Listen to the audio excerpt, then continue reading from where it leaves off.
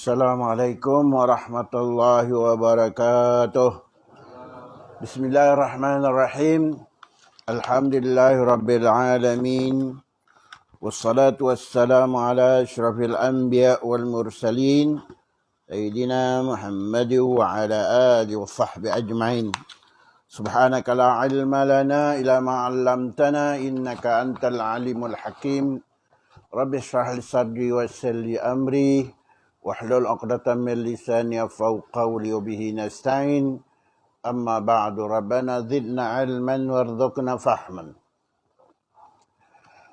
Alhamdulillah. Pertamanya saya panjatkan puji dan syukur kehadrat Allah Subhanahu wa taala yang mana dengan limpah kurnianya juga dapat kita berkumpul pada malam ini untuk kita meneruskan pengajian kita. Sebenarnya pada malam ini bukanlah masa kelas saya sebenarnya. Tapi pihak jawatankuasa minta malam ini saya hadir dan sepatutnya saya ada kelas lain ni. Minta hadir untuk buat penutup kelas kita. Bukan penutup, penangguhan. Kalau tutup kan tak ada kelas lagi kan. Penangguhan kelas. Kerana tuan-tuan kita akan, bagaimana yang kita maklum bahawasanya kita akan menghadapi bulan Ramadan tak lama lagi. Dan kira berapa hari dia lagi, dalam 2 minggu itulah, lebih kurang. Betul? Dalam 2 minggu lagi lah. 2 minggu lagi kita akan menghadapi bulan Ramadan. So maknanya seharusnya persiapan-persiapan kita untuk menghadap bulan yang besar inilah. Kerana kita tahu bulan Ramadan ini bulan yang kita tunggu-tunggu. Bulan yang kita tunggu, berapa bulan kita tunggu? 11 bulan. Kalau nak lahir orang, nak lahir kelahiran dah 11 bulan dah lahir dah. Tapi dia nak buat macam mana kan? Dia 11 bulan baru lahir. Jadi maksud saya ialah kita tunggu dia begitu lama. So maknanya seharusnya lah hari-hari yang besar seperti macam ini kita sambut dia dengan cara besar. Dengan buat sambut dengan besar macam mana? Makna persiapan kita tu biar besar. Persiapan kita tu biar meliputi. Macam orang nak buat kerja kahwin lah kan. Yang nak kahwin anak kita dengan menantu kan. Tapi kenapa rumah kita cantik kan? Kenapa itu kita buat? Kenapa ini kita buat? Nak buat masak, nak buat makan, catering apa semua, balai itu begini. Kenapa tu? Kerana nak menerima hari yang besar itu. Begitu juga kaedahnya bulan Ramadan ini kita nak menerima kedatangan bulan yang begini besar bagi kita. Dia macam pengantin lah. Macam pengantin. Jadi kita kena bersiap sedia dari segi personality kita. Orang Arab kata jasadan wa ruhan wa aqlan. Jadi persiapan kita itu merangkumi 3 perkara. Yang pertama sekali jasad kita, tubuh kita. Yang kedua roh kita. Bala nak menghadapi hari yang besar ini, nak beribadat dengan penuh roh kita, dengan penuh keyakinan kita. Jadi roh, kemudian persiapan fizikal, badan, persiapan roh dan juga mental kita. Kalau kekuatan mental kita tak kuat, takut tengah jalan kita akan tewas. Kerana ulama' membagikan bulan Ramadan ni pada 3. Dia kata awaluhu rahmah wa nisfuhu maghfirah wa akhiruhu atqu minan nar. Dia ada 3 tangga. 3 tangga. Makin tinggi, makin tinggi, makin tinggi. Tangga makin tinggi lah memang. Tangga yang pertama 10 yang pertama. Tangga yang kedua 10 yang kedua. Tangga yang ketiga 10 yang ketiga. Naik tangga 10. Mana 30 mata dia. Jadi kalau kita nak naik tangga 30 ni, maknanya kena buat persiapan. Oleh kerana itu tuan-tuan, dalam satu hadis yang saya jumpa, yang saya baca, dan hadis ini masyhur, man istaqbala Ramadan imanan wa ihtisaban ghufira ma taqaddama min dhanbi. Barang siapa yang menerima kedatangan bulan Ramadan penuh dengan keyakinan, keimanannya bahawa bulan ini menawarkan banyak kebajikan, banyak kebaikan. Apa dia dapat? Oh, firama taqaddama min dhanbi. Akan diampunkan dosanya yang terdahulu. Maknanya kita tahu dalam hadis yang lain Nabi bersabda, dia kata ma baina Ramadan wa Ramadan mukaffir lidzunub.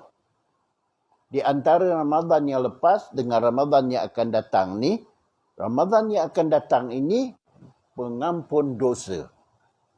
Tentu sekali Ramadan yang lepas kita dah lepas. Tapi selepas daripada lepas ada tak kita buat macam-macam lagi hal? Banyak hal kita buat kan? Banyak hal kita buat. Ada di antaranya alhamdulillah yang baik kita lakukan. Tapi ada tak yang tak baik? Mungkin ada. Mungkin kita tak kata kita buat benda tak baik. Tapi mungkin ada yang tak baik kita lakukan. Jadi yang tak baik itu, ni nak tunggu bulan Ramadan ni. Bulan Ramadan ni akan mengampunkan segala dosa-dosa kita yang kita buat antara dua Ramadan yang ini. Itu mukaffir lidzunub. Tuan-tuan dan puan-puan sekalian, kalau dulu kita tengok para sahabat, apabila nak datang bulan Ramadan ni, mereka bergembira sangat. Mereka gembira sangat. Dia akan naik ke bukit-bukit. Kita tak ada bukit sini kan. Bukit dah habis. Bukit Ceng pun dah habis. Tak ada lagi. Budak-budak.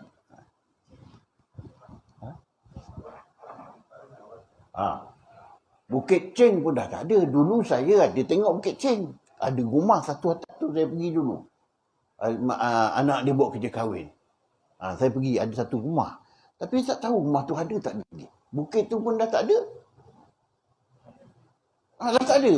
Jadi orang-orang baru, kalau ditanya budak-budak yang baru ni, mana dia Bukit Ceng? Tak ada, dia tak tahu dah. Dah tak tahu lagi dah. Jadi begitu hebat tuan-tuan ya. Jadi orang Arab, apabila datang bulan Ramadan ni, nak datang bulan Ramadan, mereka akan naik ke bukit-bukit. Dia akan apa kata dia? Ahlan ya Ramadan. Dia kata, ahlan ya Ramadan. Ahlan tu welcome lah. Kalau bahasa Melayu kita welcome. Mereka suka bulan Ramadan datang. Sebab bulan Ramadan ni mereka tahu bulan Ramadan ini akan menawarkan banyak kebajikan pada mereka. Banyak kebajikan. Jadi mereka kata, ahlan ya Ramadan. Ahlan makna welcome lah. Selamat datang bulan Ramadan. Mereka melahirkan kegembiraan dan persiapan mereka untuk menerima kedatangan bulan Ramadan yang mulia ini. So tuan-tuan, kita bagaimana? Itulah. Kita bagaimana? Saya rasa kita pun tak kurang juga. Ya, tak kurang juga kegembiraan kita menerima kedatangan bulan Ramadan. Oleh kerana itu kita tengok ramai orang datang masjid sekarang ni. Dah mula dah orang berpuasa. Khususnya ibu-ibu. Dah mula puasa. Tapi puasa qada lah. Pasal dulu tak puasa. Hari tu tak puasa. Bila nak puasa balik ni, kenalah qada. Itu saya nak ingatkan. Kalau ibu-ibu yang masih ada lagi puasa qada, kena qada. Begitu juga dengan lupa bapak-bapak pula. Bapak-bapak pun ada juga yang puasa qada.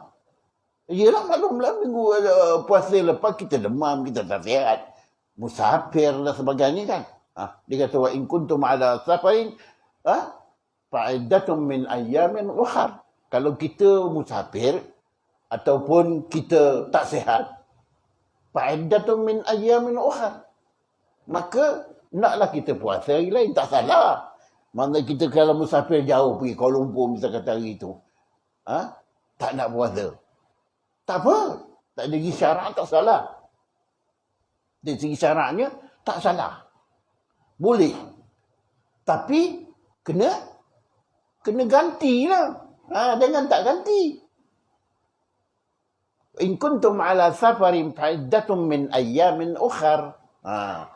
Jika sekiranya kamu musafir pada hari bulan Ramadan ini, tak dapat berpuasa, fa'iddatun min ayyamin ukhar. Naklah kita ganti pada hari yang lain. Ada soalan orang tanya saya. Ustaz, saya ni hari-hari musafir, Ustaz.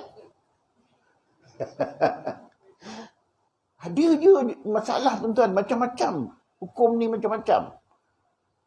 Kadang-kadang benda yang remeh-remeh pun jadi masalah bagi kita. Kan? Nak baca doa pun susah kan ni. Ada je masalah, tuan-tuan. Jadi, dia tanya saya, dia kata saya ni hari-hari musafir, Ustaz. Sebab apa? Dia duduk Melaka. Dia duduk Melaka kerja Kuala Lumpur. Tak ke musafir setiap hari? Lebih tak dia punya marhalah? Lebih marhalah. Macam. Kalau tidak hari-hari dia tak puasa. Tak dapat dia puasa Ramadan. Saya kata, ya betul lah tu. Ada musafir. Tapi bila kita rasa kita boleh puasa, puasalah. Puasalah. Macamlah. Saya kata, sembahyang kasar, sembahyang jamak kan. Kita daripada Melaka nak pergi Kuala Lumpur. Boleh tak jamak sembahyang? Boleh. Ada orang dia kata, nak buat apa jamak? Banyak tempat boleh sembahyang, kata dia. Tak, itu rosak. Itu adalah kemudahan yang Allah berikan bagi orang yang musafir. Kalau kita kata, tak payah, kita banyak dekat RNR tu boleh sembahyang. Itu maknanya dah melawan hukum Allah. Allah tahu tak ketika dia buat sembahyang kasar tu? Wa in kuntum ala safarin. Kalau engkau musafir. La junah an taksiru. Tak mengapa kalau engkau kasar sembahyang. Itu ayat Quran. Lupa ke Allah ketika dia cakap ayat tu? Lupa ke?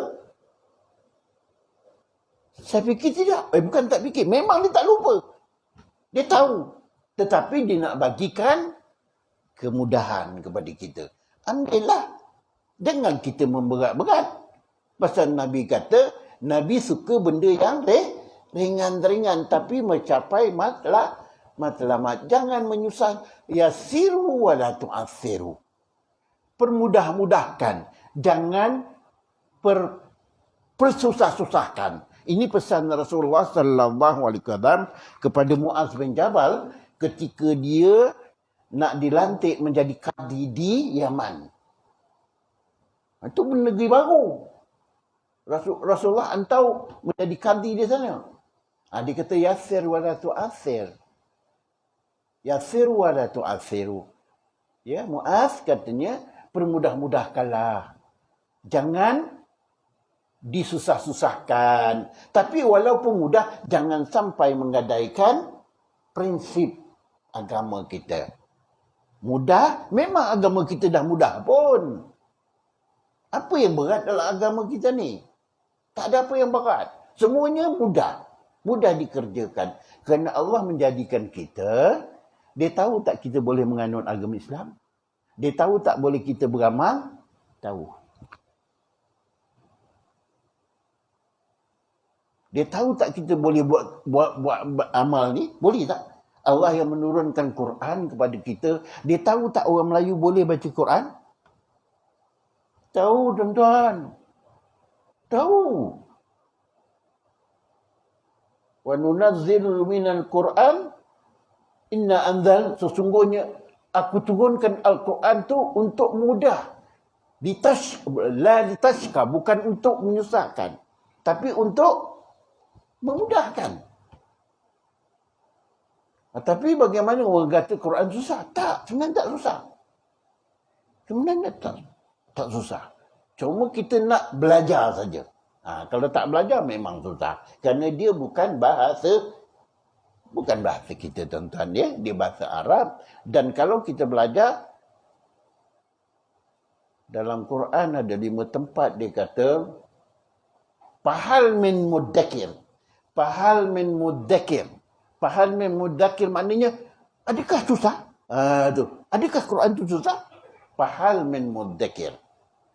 Adakah Quran itu susah belajar? Adakah susah Quran itu untuk dibaca? Adakah susah Quran itu untuk diamalkan? Adakah susah Quran itu untuk dikerjakan? Ada 5 tempat. Adakah susah nak belajar, nak baca? Tak. Adakah susah untuk diamalkan? Semua perkara dalam Quran itu mudah diamalkan. Kerana dia apa? Kerana dia tu, kalau kita kerjakan, mendatangkan kebaikan. Bukan mendatangkan keburukan. Mendatangkan kebaikan kepada 5 perkara. Mendatangkan kebaikan pada diri, jiwa kita, pada harta, pada keturunan, pada agama dan pada akal kita. Itu prinsipnya. Semua tu untuk menjaga yang inilah. Itu sebab Quran itu diturunkan. Tuan-tuan dan puan-puan sekalian, bulan yang mulia ini dikumpulkan segalanya. Terkumpul di dalamnya rukun Islam yang 4. Rukun Islam itu ada 5. Satu daripadanya dikumpulkan dalam bulan Ramadan. Yang satu lagi itu tak risau. Itu semua sekali pun boleh buat kalau ada kemudahan. Kalau tak ada kemudahan, tak apa. Kalau tak ada mampu, tak usah buat pun tak apa. Apa dia? Haji. Kalau tak ada kemampuan, tak payah. Jangan susah-susah. Tapi yang 4 ni? Yang 4 ni? Apa dia? Syahadah. Semayang. Apa lagi? Puasa. Zakat. 4 ni. Itu sebab dia 4 perkara ni dikumpulkan dalam bulan Ramadan.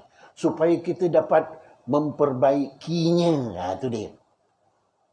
Dan kita tahu bulan Ramadan ini tentu sekali ada benda yang lebih besar daripada itu. Rukun yang 4 ni memang diterapkan dalam itu. Dalam bulan Ramadan ni. Syahadah paling banyak bulan Ramadan kita buat. Tasyahud itu, semayang dan sebagainya. Semua ada tasyahud. Okay? Semayang. Semayang kita memperbetulkan semayang bulan Ramadan. Sembayang wajib, sembayang fardu digandakan oleh Allah SWT. Tujuannya untuk memperbetulkan. Supaya kita memperbetulkan semayang. Kalau pula sembayang itu sembayang kita kerjakan di masjid, tentu sekali pahalanya berganda-ganda. Itu sebab bulan Ramadan amat digalakkan sembayang berjamaah di masjid. Sebab pahalanya begitu besar. Pahalanya begitu besar. Sembayang fardu digandakan oleh Allah SWT daripada 70 sampai tidak terkira, bergantung kepada keikhlasan kita. Sembayang sunat, perkara-perkara yang sunat yang kita buat bulan Ramadan ini digandakan oleh Allah SWT, samalah pahala sembahyang fardu. Begitu tuan-tuan, punya banyak. Oleh kerana itu tuan-tuan, di dalam bulan Ramadan ini ulama kata ada sebenarnya 5 perkara yang besar yang kita kena ingati selalu. Yang pertama sekali ialah penurunan Al-Quran. Bulan Ramadan. Dan apa yang saya baca daripada Nihayah, dia panggil Bidayah wa Nihayah. Ini kitab sejarah Islam. Bidayah wa Nihayah. Di dalam itu tercatat bahawasanya bukan saja Quran saja diturunkan bulan Ramadan. Semua kitab. Kitab-kitab Islam ini, kitab-kitab yang ada. Berapa kitab ada? 4 tu yang itu je. Ada 100. Berapa? Kitab ada berapa kitab? Kalau nak kira 4. 104 buah kitab. 104 buah kitab. 104 buah kitab. Ya, itu kitab yang diturunkan oleh Allah di tangan nabi-nabi, di tangan rasul-rasul. Pasal yang menerima kitabnya hanya rasul. Nabi tak ada kitab.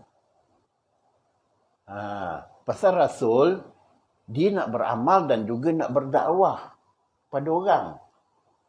Kalau tak ada kitab, macam mana dia nak berdakwah? bukti kebenaran dia itu Rasul, ada kitab. Kalau tak ada kitab, bukan Rasul.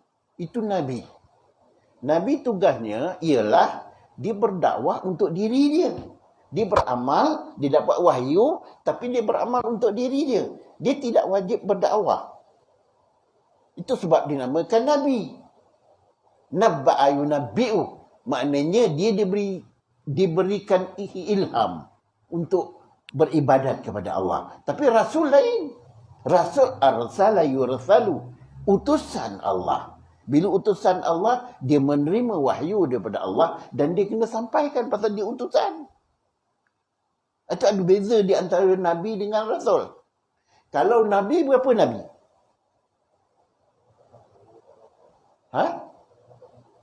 124,000 Nabi. 124,000. Bukan sikit. 124,000 orang Nabi. Rasul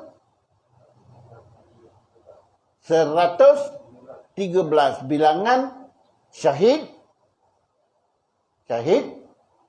Uhud. Tulis dia. 313. Kalau kitab 104 buah.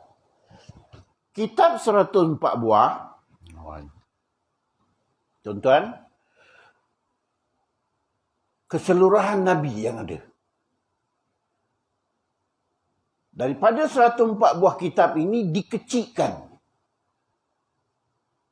Kerana isi 104 buah kitab ini mengandungi dalam 4 buah kitab. 104 buah itu dikandung dia ada isinya terkandung dalam 4 buah. Apa dia? Injil, Zabur, Taurat dan Al-Quran. 4 buah kitab ini terkandung di dalamnya satu kitab saja. Kitab apa? Al-Quran. Itu sebab dalam Quran ada cerita Nabi Allah Musa, ada cerita Nabi Allah Nuh, ada cerita Nabi Allah Yusuf. Berapa Nabi yang diceritakan dalam Quran? Betul? 25 Nabi. Itulah yang wajib kita beriman. Sebab wajib kita beriman dengan 25 itu, kenapa? Kerana benda itu disebut di dalam Al-Quran. Kerana disebut dalam Quran lah wajib kita beriman. Pasal kita beriman dengan Al-Quran. Dan cerita 25 Nabi itu ada di dalam Al-Quran. Zulkifli ada dalam Quran, tapi ceritanya tak begitu banyak. Tapi yang paling banyak sekali, meliputi 1/3 daripada Quran ialah Nabi apa? Nabi Musa alaihissalam. Nabi Musa alaihissalam. Paling banyak ceritanya. Sebab apa? Sebabnya daripada 16 Nabi, 25 Nabi yang wajib kita beriman dengannya, 16 daripadanya ialah orang Yahudi. 16 daripadanya orang Yahudi. Itu yang disebut dalam Quran, Inni faddaltukum 'alal 'alamin. Sesungguhnya aku muliakan kau daripada alam keseluruhannya. Tapi orang-orang Yahudi, dia salah faham. Fahaman dia kata Allah muliakan dia. Tapi sebenarnya bukan begitu. Allah muliakan dia, tapi orang lain hina, kata dia. Itu sebab dia boleh lakukan apa juga benda, perkara ke atas lain daripada bangsa Yahudi. Bunuh, sula, tembak, bom, semua boleh. Pasal dia adalah, dia kata apa? Umat yang mulia. Sebab itulah. Tapi itu sebenarnya bukan makna sebenar. Dia tu mulia kerana apa? Kerana banyaknya Allah melantik Rasul daripada golongan para Yahudi. Orang Yahudi. Kalau kita tengok, Kalaulah sekiranya satu tempat itu banyak polis jaga, apa hal tuan-tuan? Apa hal? Misal katalah, wa'iyadzubillah, kampung Bertam Hulu ni, banyak polis, dekat tepi jalan semua ada polis. Dekat pintu, dekat jalan semua. Apa maknanya tuan-tuan? Ha? Maknanya, kampung tu tak aman. Kampung tu banyak masalah, banyak songi dia. Begitu juga orang Yahudi. Sebab banyak dilantik daripada golongan orang Yahudi, Nabi, kerana orang Yahudi ni paling degil manusia. Paling degil. Itu sebab dalam Fatihah kita minta berlindung daripada dia. Betul tak? Kat mana kita minta berlindung daripada dia? Dalam Fatihah. Satu hari kita minta berlindung 17 kali, tuan-tuan. Bukan sikit, 17 kali. Di mana? Ihdinas siratal mustaqim, siratal ladzina an'amta alaihim. Ya Allah, tunjukkanlah aku jalan yang benar, jalan yang lurus. Sebagaimana engkau telah tunjukkan kepada mereka yang terdahulu daripada kita. Siapa dia? Bermula daripada Nabi Allah Ibrahim AS seterusnya lah. Dan para anbiya. Kerana mereka itulah yang mendapat petunjuk daripada Allah. Kemudian kita kata apa? Ihdinas siratal mustaqim, orang itu.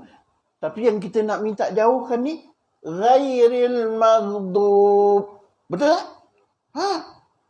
Itu semua baca tu. Kalau tak baca tu tak salah sembahyang. Ghairil maghdub. Ghairil maghdubi alaihim. Bukanlah orang-orang yang engkau murkai. Siapa dia orang yang Allah murka? Orang Yahudi. Orang Yahudi, tuan-tuan. Satu hari kita baca tu 17 kali. Minta perlindungan daripada Allah. Ini adalah doa. Bagaimana kalau doa itu kita baca tapi lepas daripada kita ikut dia? Itulah dia masalah kita. Kita minta lindung tapi kita ikut dia. Ya Allah, kau jauhkan daripada syaitan, tapi perangai syaitan kita ikut. Macam? Berapa sifat orang Yahudi yang Allah murka? Berapa? Ada 23 sifat. Dalam Quran dicatat satu persatu. Supaya menjadi tuntunan umat Nabi Muhammad. Dalam pada itu pun dah diterangkan, orang masih juga lagi ikut. Di antaranya, merubah-rubah ayat Quran. Itu kerja orang Yahudi.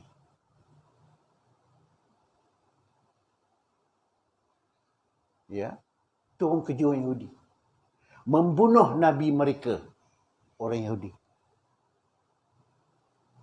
Penipu. Makaru wa makarullah. Mereka itu penipu, nak tipu Tuhan.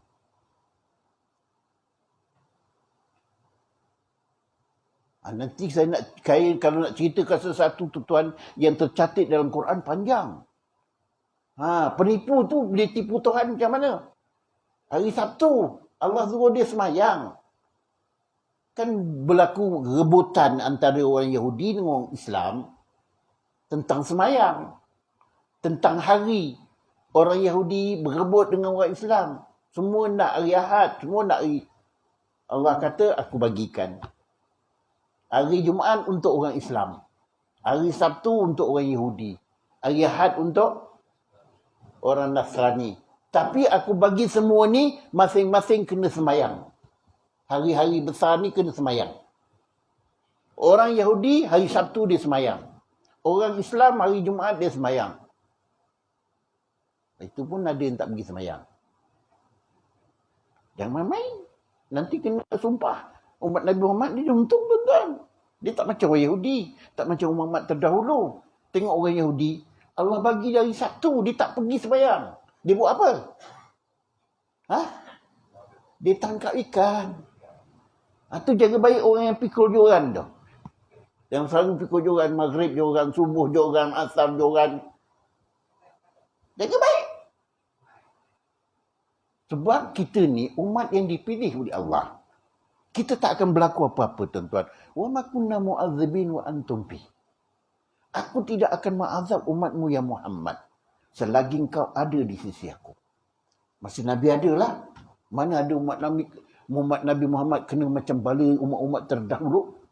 Tak ada. Kena keberkatan Nabi. Kena kebesaran Nabi. Tak ada. Umat-umat dulu habis, tuan-tuan. Cuba tuan-tuan cerita umat dulu siapa? Nabi Allah Nuh. Habis. Ya, yang selamat 80 orang. Baki umat Nabi Nuh semuanya masuk neraka, wa iyadzubillah. Kerana mereka tak dapat taubat. Yang dapat bertaubat, yang selamat bersama dengan Nabi Allah Nuh. Berapa orang? 80 orang. 80 orang, tuan-tuan. Nabi Allah Nuh berdakwah 800 tahun lebih. 80 orang je yang beriman. Tak heranlah kalau saya berdakwah 20 tahun, 4 orang je beriman. Tak heranlah. Nabi tu 800 tahun, 80 orang je. Nabi mempunyai mukjizat. Kalau kita ni, alamak, apa yang ada? Itulah hebatnya, tuan-tuan. Itulah sebabnya mereka itu dihapuskan oleh Allah Subhanahu Wa Taala. Hapus mereka semua, tinggal 80 orang. Tinggal 80 orang, itulah dia yang menjadi keturunan manusia selepas itu. Di antaranya ialah datuk nenek kita dulu. Adalah seorang daripadanya. Oleh kerana itu orang Yahudi menyambut hari itu, tuan-tuan. Orang Yahudi menyambut hari Ashura. Hari Ashura orang Yahudi sambut. Nabi datang ke Madinah. Orang Yahudi berpuasa pada hari itu.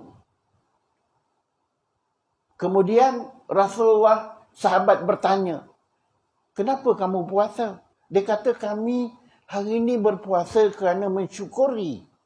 Syukur apa? Syukur di atas bahawasanya datuk nenek kami dulu diselamatkan oleh Allah Subhanahu Wa Taala daripada banjir Nabi Allah Nuh. Kalau tak ada datuk nenek kami dulu diselamatkan, maka tak adalah kami. Tuan-tuan, satu orang daripada 80 orang tu keturunan orang Yahudi. Kita pun ada dulu lepas di situ. Maka apa Nabi kata, tuan-tuan? Kalau macam itu, Nabi kata, nahnu ahaqqu bis-saum. Sesungguhnya, kitalah yang sebenarnya mesti berpuasa. Siapa? Umat Islam. Kitalah yang perlu berpuasa. Nabi cakap lepas itu, wa khalaful yahud. Tapi kalau kita nak puasa, kena menyalahi orang Yahudi. Kerana orang Yahudi berpuasa 9 apa? 9 Muharram saja. Jadi kita sunat berpuasa berapa?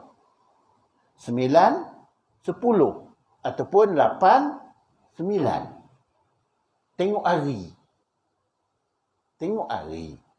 Kalau hari itu jatuh pada hari Selasa, hari 9 tu jatuh pada hari 10 tu jatuh hari Selasa, jadi kita puasa 9, 10.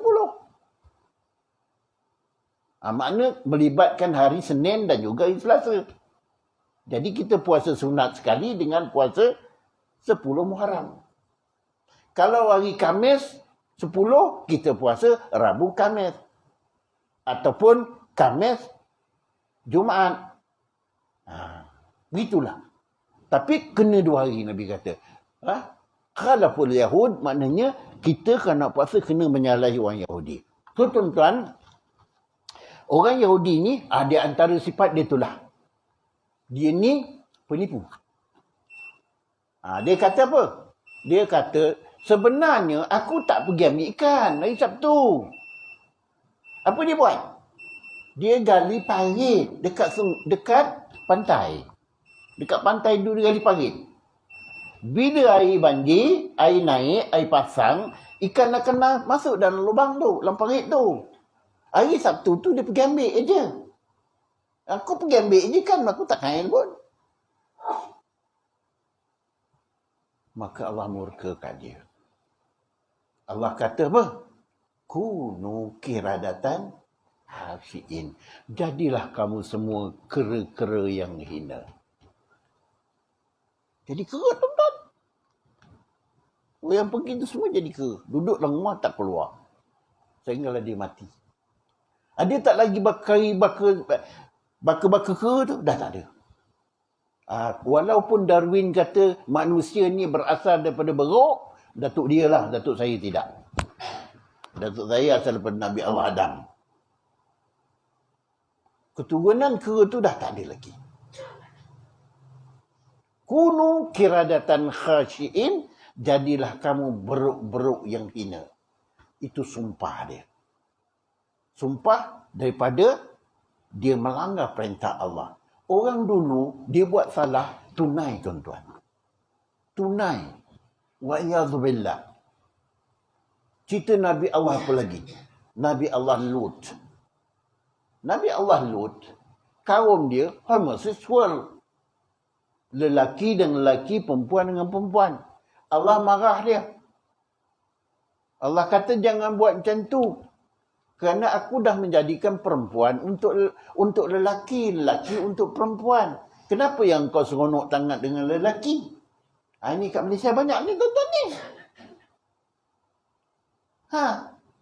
Itu dimurkai oleh Allah. Jangan buat begitu. Adakah engkau akan mengubah tabiat manusia yang telah Allah jadikan? Aku yang jadikan manusia itu begitu. Kenapa mesti diubah? Itu mengubah tabiat. Itu sebab orang lelaki tak boleh jadi perempuan. Orang lelaki jadi perempuan kacau bilau. Itu sebab sibuk. Pasal sajad itu sibuk. Orang tanya dia, Sajad, kau ni boleh mengandung ke? Dia tak boleh jawab. Dia tak boleh jawab. Walaupun dia dah altar, atas bawah semua dah altar, tapi boleh ke dia mengandung?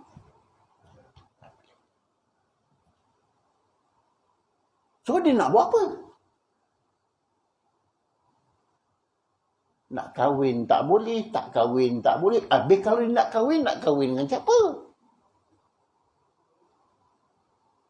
Dia kena kahwin dengan perempuan sebab dia lelaki. Betul tak? Dia lelaki. Bila dia kahwin dengan lelaki, dia lelaki. Sah ke nikahnya? Saya nak tanyalah Imam Madinah.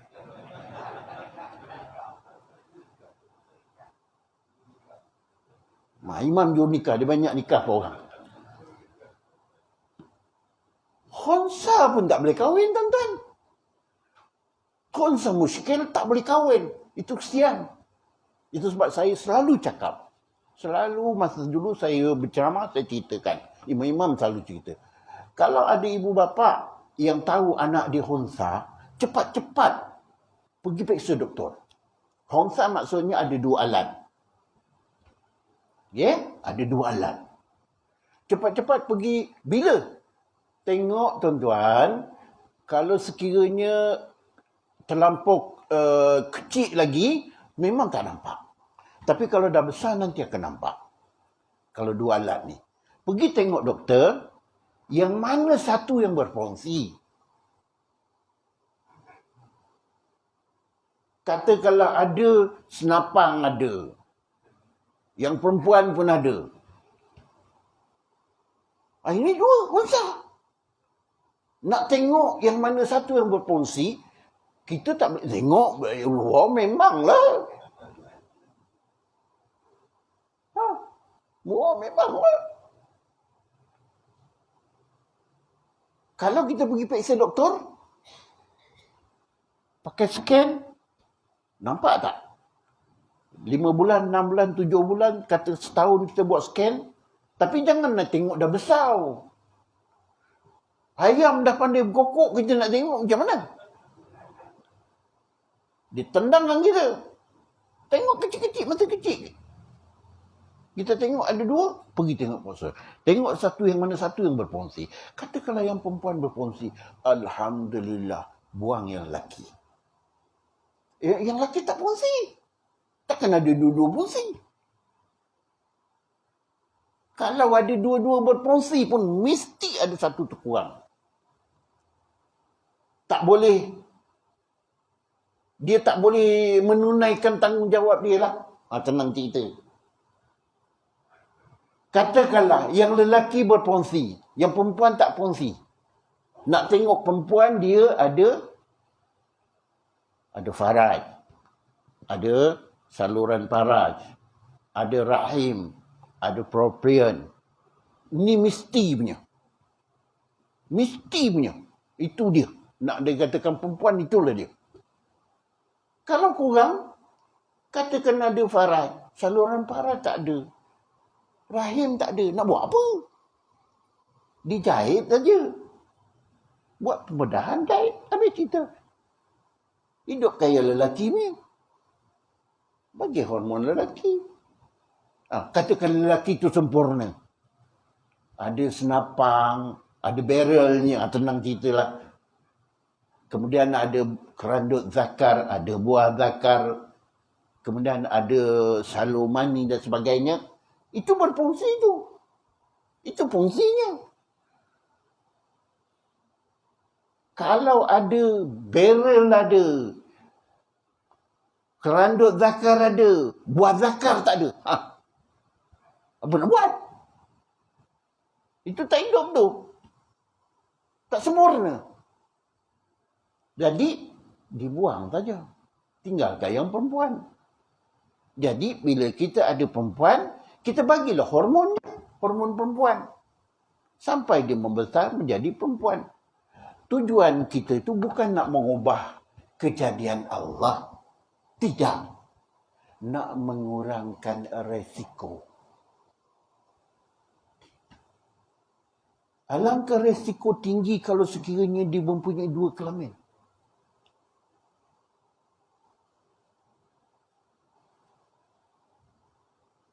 Tuan-tuan,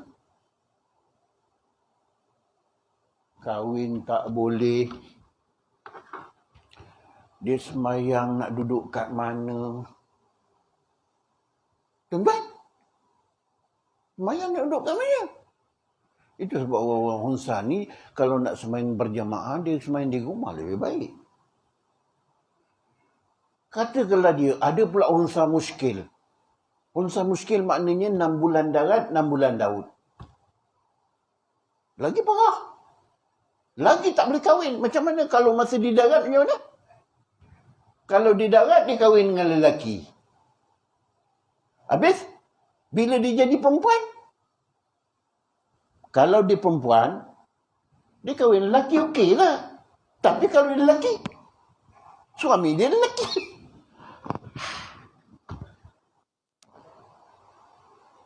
Kesian. Kesian kan? Itu, usaha kita tadi yang mula-mula itu untuk mengurangkan risiko. Mengurangkan risiko anak itu. Supaya apabila besar, dia boleh besar sebagai orang biasa. Ya, dan melakukan kehidupan biasa. Macamlah kita buat apa? Imam pun tahulah. Sekarang ni kita ada scan penyakit HIV dan sebagainya kan? Ada doktor kan? Orang marah. Apa nak scan-scan? Ini semua dah jodoh pertemuan Allah punya kerja beritahu begini. Tujuan kita bukan itu. Tujuan kita nak riliskan setengah daripada resiko. Kalau pemantin lelaki awal sudah buat scan, mengatakan dia ada HIV, terpulanglah pada perempuan, nak kahwin, tak kahwin. Itu bukan kerja kita. Terpulanglah pada dia. Okey, dia nak katakan, tak nak itu masalah dia. Belum ada ikatan apa-apa. Belum ada perjanjian apa-apa, harus lagi Islam. Orang perempuan boleh tolak lelaki dengan 5 syarat, 5 perkara. Nombor 1, dia gila. Nombor 2, koster. Nombor 3, sopak. Nombor 4, onnah. Nombor 5, maktok. Ini orang lelaki boleh tolak perempuan. Tak salah dari segi Islam. Yang pertama, gila. Gila, tuan-tuan. Boleh tolak. Dah kahwin, lepas tu tengok gila.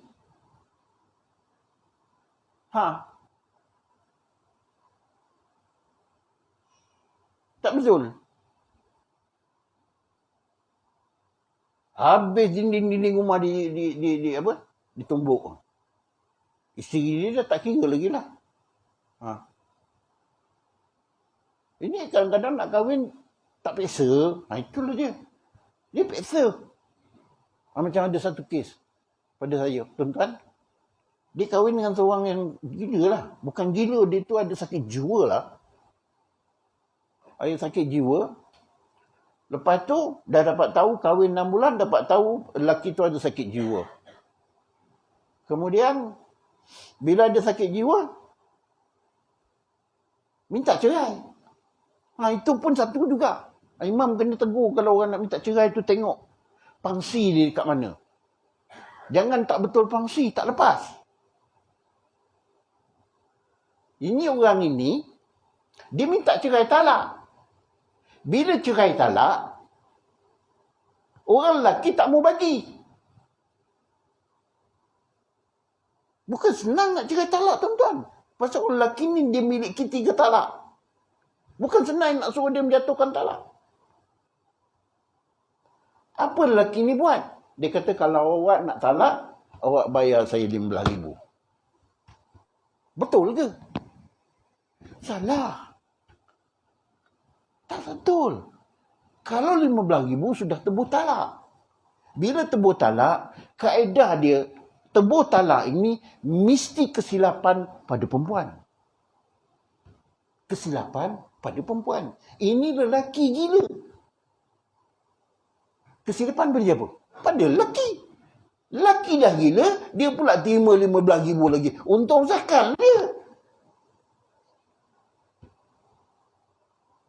Begitu juga ada orang, suami dia tak bagi nafkah. Perempuan minta cerai. Nak cerai talak. Awak kalau tak nak bagi nafkah saya, awak ceraikan saya. Bertepuk langit dengan bumi, dia tak mau ceraikan. Sebab itu salah. Salah.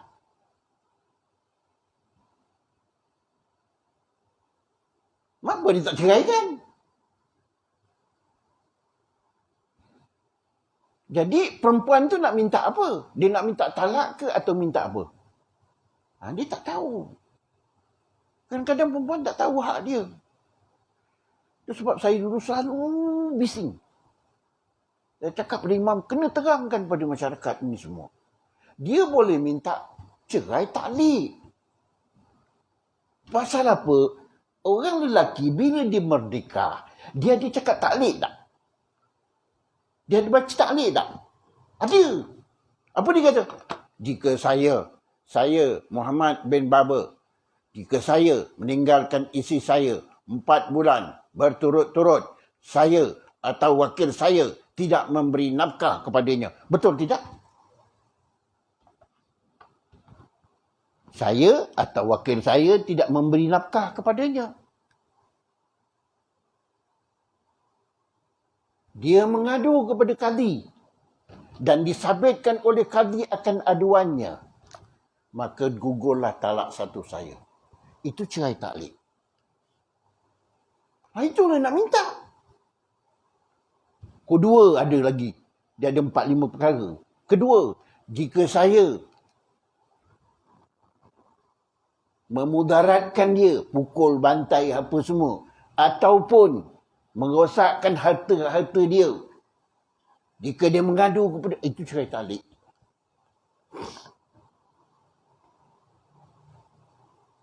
Kemudian yang akhir sekali, jika dia mengadu kepada kadi dan memberikan kepada kadi, berapa ringgit, Mam? RM10. Memberi kepada kadi RM10. Jatuhlah talak satu saya. Jatuhlah talak khonok saya. Betul tidak, tuan-tuan? Kita dah buat semua tu.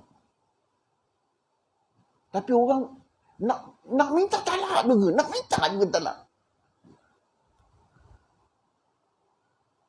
Bila dia membagikan kepada kadi RM10, tercerai dah dia dengan talak khonok. Khonok maknanya apa? Tebus talak. Tak ada RM15,000, RM10 saja. Tapi syarat kadi mesti sahkan. Kerana talak daripada suami. Dia ada memiliki 3 talak. Kadi ke siapa ke hakim ke, mufti ke, tak ada memiliki talak. Tetapi kadi ada memiliki fasah, taklek, khuluk untuk melepaskan perempuan. Jadi bila salah channel, tuan-tuan, mahkamah tak boleh buat apa. Itu yang awak minta. Mahkamah mana boleh nak menceraikan orang? Mahkamah kerja dia nak membaikkan orang. Bukan nak menceraikan orang. Kalau boleh, jangan bercerai. Itu dia sebenarnya. Tapi kalau dia dah minta channel yang salah, itu yang berpanjangan, panjangan, pergi balik, tak lepas. Tuan-tuan dan perempuan sekalian, itulah dia. Dah panjang cerita, tuan-tuan, ya. Jadi, tidak ada umat yang terdahulu, umat-umat terdahulu sampailah Nabi Muhammad sallallahu alaihi wasallam.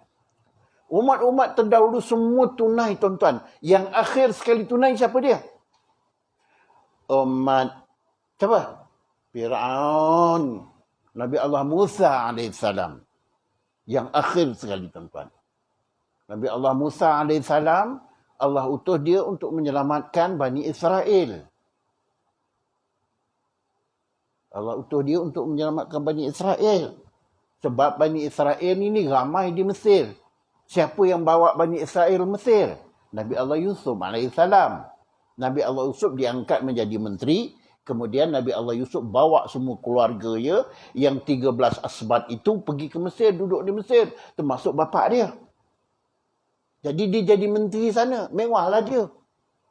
Sampai satu masa, dia jadi penguasa di sana. Semua orang Yahudi dapat menjadi orang besar Mesir. Sehingga satu masa, apa yang berlaku, tuan-tuan? Berlaku kesedaran kepada orang-orang Mesir. Apa kesedarannya? Mesir itu orang Kipti punya. Penduduk asal Mesir ialah orang Kipti. Bukan orang Israel. Bukan orang Yahudi. Macam tanah Melayu ni, siapa penduduk asalnya? Orang Melayu. Jadi, orang Kipti akhirnya bila dia diperintah oleh Yahudi, dia sedar. Kenapa orang asing boleh merintah aku? Sedangkan bumi ni aku punya. Faham cakap saya tu, tuan-tuan? Kenapa orang asing boleh merintah negeri aku? Sedangkan bumi ini orang Kipti punya. Kenapa orang Yahudi boleh merintah? Mereka bangkit. Mereka bangkit sehinggalah menjatuhkan orang-orang Yahudi. Sampai Yahudi pada ketika itu hilang marwahnya, dijadikan hamba, dijadikan pembina permen. Dijadikan pembina permen. Faham maksud saya itu, tuan-tuan? Jadi Allah utus Nabi Allah Musa alaihissalam untuk menyelamatkan orang Yahudi. Allah sayang orang Yahudi ni. Allah sayang dia. Nak selamatkan orang Yahudi. Akhirnya benar-benar diselamatkan. Berapa ratus ribu? Hampir 800,000 orang Yahudi bawa keluar daripada Mesir. Pergi ke mana? Pergi ke Jerusalem. Balik ke negeri asalnya. Tempat datuk nenek dia. Tempat Nabi Allah Yusuf. Asalnya. Di mana? Di Yerusalem. Bapa Nabi Allah Yusuf, siapa dia? Nabi Allah. Nabi Allah apa? Yaqub. Nabi Allah Yaqub. Nabi Allah Yaqub ada makam dia di Jordan. Yang dipuja oleh Bani Israel. Itu datuk. Itu bapa Israel. Pasal Nabi Allah Ibrahim, bapa dia Azar. Nabi Allah Ibrahim kahwin dua. Dengan Sarah dan juga Siti Hajar.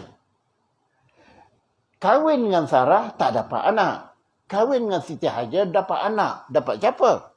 Nabi Allah Ismail. Kemudian bila dah dapat Nabi Allah Ismail, dia duduk serumah di Palestin. Allah suruh pindah. Memang suami isteri tak boleh. Seorang ada anak, seorang tak ada anak, tak boleh duduk serumah. Dia bergaduh. Allah perintahkan dia pindah. Pindah ke mana? Yang ada anak pindah ke Mekah. Siapa dia? Nabi Allah Ismail Siti Hajar. Kan ditanya, kita nak pergi ke mana ni? Kata Nabi Allah Ibrahim, ini 3 kali tanya baru jawab. Inni muhajirun ilallah. Aku nak pergi ke jalan Allah. Pun tak tahu cakap macam mana. Nak pergi kepada Allah, kata dia. Itu rupanya dia bawa ke Mekah. Okey. Bila dah dapat Ismail, berpindah ke Mekah. Duduk dia di Mekah. Tinggallah Sarah di Palestin. Dengan Nabi Allah Ibrahim. Nabi Allah Ibrahim setelah mengantar Siti Hajar di Mekah, dia balik ke Palestin. Duduk dengan Sarah. Akhirnya, Sarah mengandung. Mengandung dapat anak, siapa namanya? Ishaq. Allah yaftah alaih. Itulah dia bapa Yahudi. Itulah dia bapa Yahudi. Daripada Ishak turun kepada Yaqub. Nabi Allah Ismail turun keluarga Arab. Yaqub semua itu keturunan Sulaiman semua keturunan Yahudi, Daud semua tu. Itu keturunannya. Itu sebab dia sanjung orang-orang dia kata Jacob tu nama dia Yaqub. Kalau dia kata Jacob tu Yaqub. Dia dah ubah. Kita pun dah keliru. Tuan-tuan, pernah tahun yang saya ingat masa saya ada di Mesir, tahun 78, 79. Begitulah. Yahudi pernah membuat satu research. Kajian. Kajian apa? Kajian, dia nak reka satu virus untuk menghancurkan keturunan orang Arab. 10 tahun dia buat research. Nak reka satu kuman, satu virus yang boleh menghancurkan orang Arab. Memakan keturunan DNA orang Arab. Bila dia, memang dia berperang dengan Arab. Lepas dulu. Itu sebab bila Nabi Allah Musa bawa dia daripada Palestin, suruh masuk daripada Mesir, suruh masuk ke Palestin, suruh masuk ke Baitul Laham, dia tak nak. Pasal dia kata dekat dalam tu ada penyamun, ada orang jahat, kata dia. Aku tak akan masuk. Kalau kau nak masuk, masuklah Musa. Masuklah kau. Aku tak akan masuk, aku nak duduk luar je. Sebab dia duduk kat luar tu, dia semayang. Orang Yahudi, dia semayang apa buat? Orang semayang menghadap kiblat. Dia kata kiblat dia, kita pakai kiblat dia. Tapi dia pun semayang tak menghadap kiblat. Dia semayang macam mana, tuan-tuan? Ada pernah tengok tak? Dia duduk mengongkok kat dinding. Macam ni. Ini dinding belakang. Itulah dia semayang. Kenapa tu? Kerana ketika dia nak masuk ke Baitul Laham, dalam Quran disebut, Allah suruh dia membongkok. Boleh masuk, tapi membongkok. Menghormatkan tanah itulah. Tapi dia tak mau. Dia masuk macam ni. Itu jadi sampai sekarang. Punya degilnya. Quran dah turun pun tak mau juga. Buat juga lagi. Itulah yang katakan dia degil tu. Itu yang katakan dia tu menderhaka kepada Allah. Yang kita kena jangan ikut dia tu. Itulah dia. Tuan-tuan. Sifat yang lain daripada itu, orang-orang Israel, orang-orang Yahudi ni tak bersyukur. Kufur. Kufur nikmat. Ketika Nabi Allah Musa selamatkan dia daripada Mesir, pergi ke Sinai, naik je Bukit Sinai, dia dah jumpa orang-orang menyembah apa? Menyembah lembu. Menyembah lembu. Dia kata, Musa, kami ni 700 orang, 800 ribu ni tau. Aku ni semua ni bukan tak beriman. Tapi kalau aku dapat tengok Tuhan, lagi aku beriman. Ikutkan Nabi Allah Musa ni, minta ke Allah. Ya Allah, berikanlah aku kesempatan untuk melihat. Bawa 70 orang Bani Israel. 70 orang bawa. Pemimpin-pemimpin Bani Israel yang daripada Mesir tu 70 orang. Pergi ke mana? Bukit Tursina. Nabi Musa bercakap dengan Allah. Allah kata, Allah berfirman, Musa, unzur ila jabal. Fa in istaqarra, kalau kau tengok bukit tu tak meletup, engkau akan dapat tengok aku. Bila Nabi Allah Musa tengok bukit tu bergegar. Fasa'iqa Musa. Musa jatuh tersungkur dengan 70 orang. Berapa hari dia pingsan? 40 hari.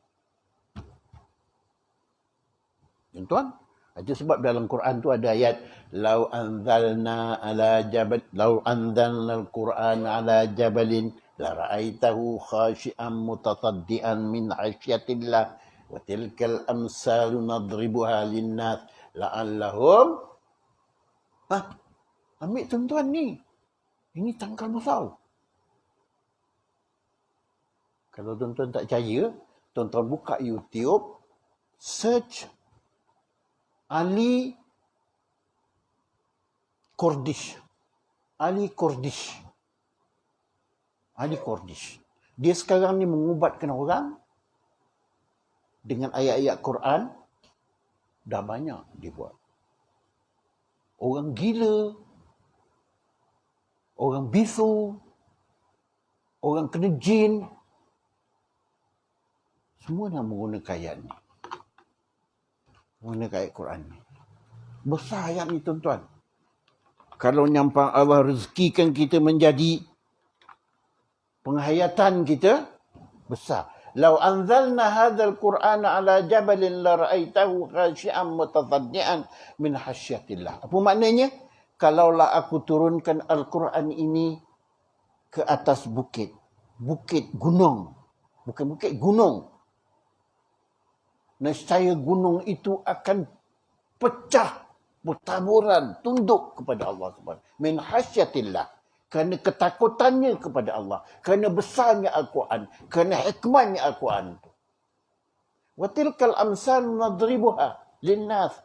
Inilah dia contoh yang kami berikan kepada manusia untuk menjadi panduan manusia. Wallahu la ilaha illa huwa alimul ghaibi wasyahadah. Alimul ghaibi wasyahadah wa huwa ar-rahmanur rahim. Wallahu alladhi la ilaha illa huwal malikul quddus salamul mu'min muhaimin azizul jabbarul mutakabbir. Ini siapa yang menghafal ayat dia hafal, itu dia guna dia. Ya. Kalau tuan nak gunakan apa-apa, gunakanlah. Saya bagikanlah.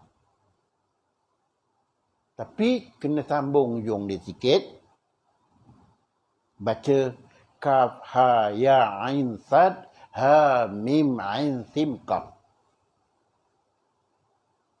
Wa huwal azizul hakim kaf ha ya ain sad ha mim ain sim qaf.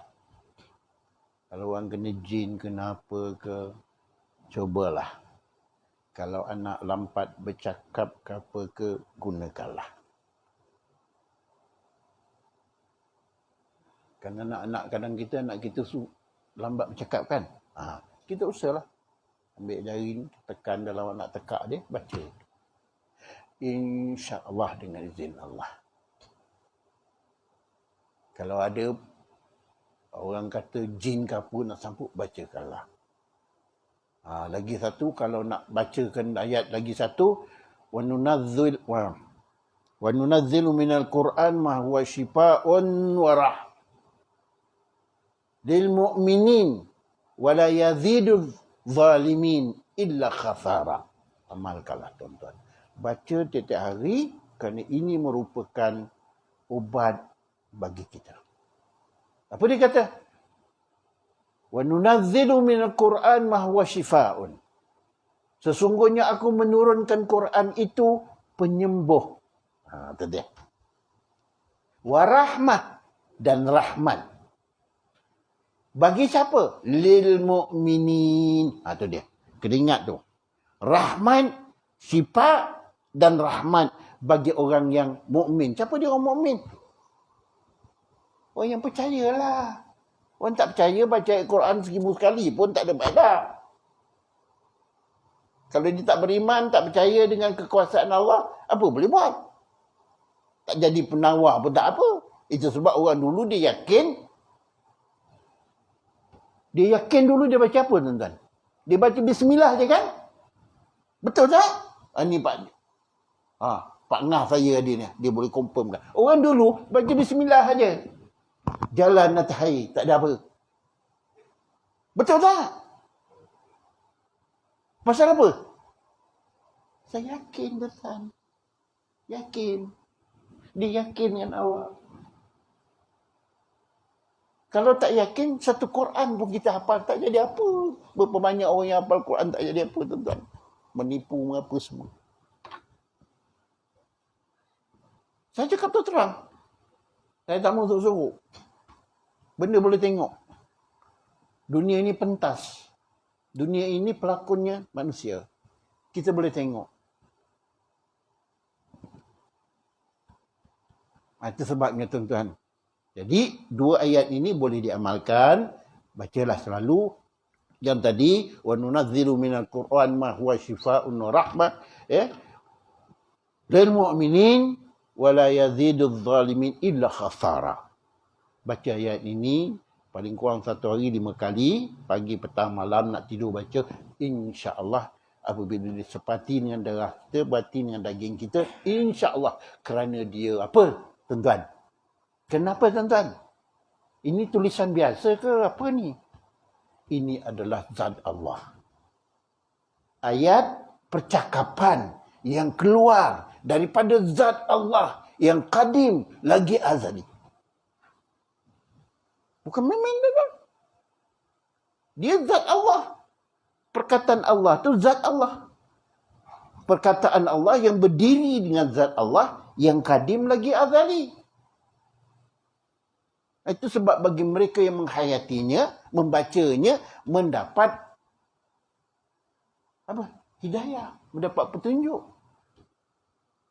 Kalau percaya, kalau kita baca nak pahala, memang dapat pahala. Tuan-tuan. Itu dia Al-Quran yang diturunkan 400 tahun dulu. 1400 tahun dulu. Itulah di Qurannya. Sampailah hari ini. Tuan-tuan dan perempuan sekalian, saya sebenarnya banyak benda yang saya nak cerita tentang kelebihan, tapi belum masuk lagi kelebihan. Saya nak ceritakan sesuatu. Yang pertama, penutupnya lah. Yang pertamanya, bulan Ramadan ini diturunkan Al-Quran. Quran adalah merupakan kitab suci kita, panduan kita. Jadi, apa peranan kita terhadap Al-Quran yang diturunkan bulan ini? Tak ada lain, tuan-tuan. Baca, faham, amalkan. Bulan ni adalah bulan turun Quran. Kita ambil. Kita gunakan semua kesempatan. Bertuah tuan-tuan kita orang Islam ni jumpa bulan Ramadan. Bertuah. Ya ilaha illallah. Bertuah orang Islam ni jadi Islam. Imam pun ada baca tadi. Apa imam baca tadi? Imam berbaca dia beritahu. Dia kata, Alhamdulillahilladzi hadana. Aku bersyukur kerana Allah telah memberikan petunjuk aku agama Islam. Betul tak? Betul lah tuan-tuan kita menjadi orang Islam. Kerana dengan Islam inilah merebaknya semua kebaikan kepada kita. Orang Islam diberi makan oleh Allah. Betul tak? Allah beri kita makan. Kemudian dia beri pahala pula. La ilaha illallah. Dia beri makan, beri pahala pula. Beri berkat pula lagi. Tengok tuan-tuan. Tak merebak kebaikan itu. Kenapa? Kerana kita Islam. Kerana kita Islam. Orang kafir, Allah beri makan tak? Beri. Tapi merebak tak kebaikannya? Berkat tak ada. Dia buat kerja pun esok tak dapat apa. Dia buat baik pun besok dapat dia pahala. Tetapi orang Islam tuan-tuan, dia makan, Allah bagi dia makan, dia buat kerja, dia sembahyang, Allah bagi dia pahala. Allah bagi dia berkat. Allah, anak dia dapat berkat.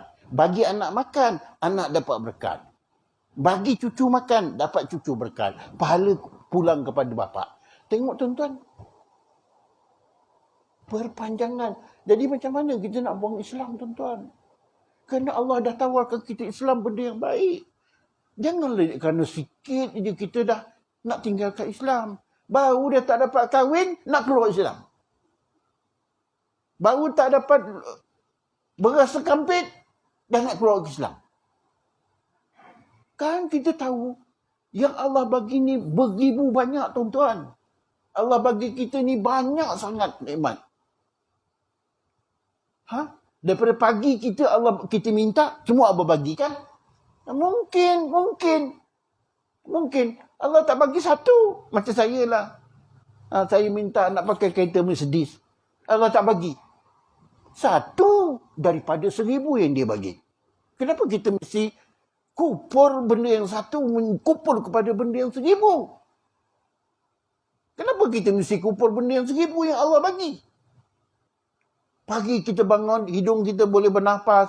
Pagi kita bangun, kita punya paru-paru berjalan baik. Jantung berjalan, tangan berjalan. Mulut boleh mengucap, boleh makan roti canai. Boleh mendengar, boleh berjalan, boleh pergi masjid. Beribu yang Allah bagi, satu tak bagi. Kita nak kufur. Mana penghormatan kita, mana kebesaran kita kepada Allah? Mana tuan-tuan? Betulkah kita menyembah Allah? Betulkah kita membesarkan Allah? Kalau tuan-tuan tengok, sedih. Kita di Johor, cerita di sana tuan-tuan. Sedih sangat. Apa silap ni tak tahu. Kita jangan jadi macam tu tuan-tuan. Kita banyak terima nikmat. Tuan-tuan datang ni, duduk masjid ni, dapat pahala. Sampai balik kan dapat pahala. Berjalan daripada rumah tadi, setiap khutbah itu mendatangkan kebajikan. Menghilangkan keburukan. Duduk ni malaikat turun berduyun-duyun. Mendoakan tuan-tuan dengan keselamatan, kesejahteraan. Allahumma, ya Allah, berikanlah rahmat kepada mereka. Ya Allah, ampunkanlah dosa mereka. Ya Allah, ampunkanlah dosa mereka. Orang kafir, siapa nak doakan dia? Berkat ke dia? Setiap langkah, setiap makanannya itu mendatangkan kufur pada dia. Tak syukur ke tuan-tuan? Apa juga yang dibuat selagi kita beriman, kita diberi ganjaran dan mendapat keredaan Allah Subhanahu Wa Taala dan menjadi apa tuan-tuan? Sedekah jariah. Sedekah jariah tuan-tuan. Tak akan hilang, berpanjangan sedekahnya. Kalau tuan-tuan ni datang kan? Datang, Alhamdulillah. Balik nanti cerita, dapat pahala. Anak-anak pula mengikut, dapat pahala. Begitu mengajar anak, berpanjangan, berderet-deret lebih keberkatan tu tuan-tuan. Selagi ada Islam pada kita. Tapi kalau kita putuskan Islam itu, habislah tuan-tuan. Wa iyadzubillah, doa yang membaca tu pun tak dapat. Allahumma ighfir lil muslimin wal muslimat wal mu'minin wal mu'minat. Siapa tu, tuan-tuan? Ya Allah, ampunkanlah orang mukmin kalau dia beriman. Kalau dia kufur bagaimana? Tak dapat dia doa tu. Muslimin, orang muslim. Kalau dia kufur, tak dapat doa tu. Hatta anak dia sendiri pun. Kalau dia kufur, doa dapat dia tak dapat. Tuan-tuan, jagalah Islam itu. Kerana ini mutiara yang berharga untuk kita mencanai, membanyakkan kebajikan untuk kita kehidupan di akhirat. Nah tuan-tuan, modal dah ada. Modal kita dah ada apa? Islam. Kita dah ada Nabi. Kita masuk bulan puasa ni dengan penuh sebagai seorang Islam. Gunakan kesempatan itu, gunakan modal itu benar-benar untuk mendapat kebajikan, untuk mendapat laba di bulan Ramadan ni. Laba yang paling besar ialah 10 yang akhir bulan Ramadan, iaitu malam Lailatul Qadar. Bukan senang nak jumpa. Tuan-tuan, kalau kita berumur 70 tahun, bermakna lebih kurang 50 tahun kita berjumpa malam Lailatul Qadar. Betul 50 tahun. Besok Allah kira tak 50 tahun tu? Engkau aku jumpa engkau malam Lailatul Qadar 50 tahun tau. Kalau digandakan 1000 kali 50, 50,000. Bersamaan dengan 50,000 malam beramal. Tapi kenapa engkau hanya aku tengok dapat 3 malam aja? Apa nak jawab tuan-tuan? Apa nak jawab?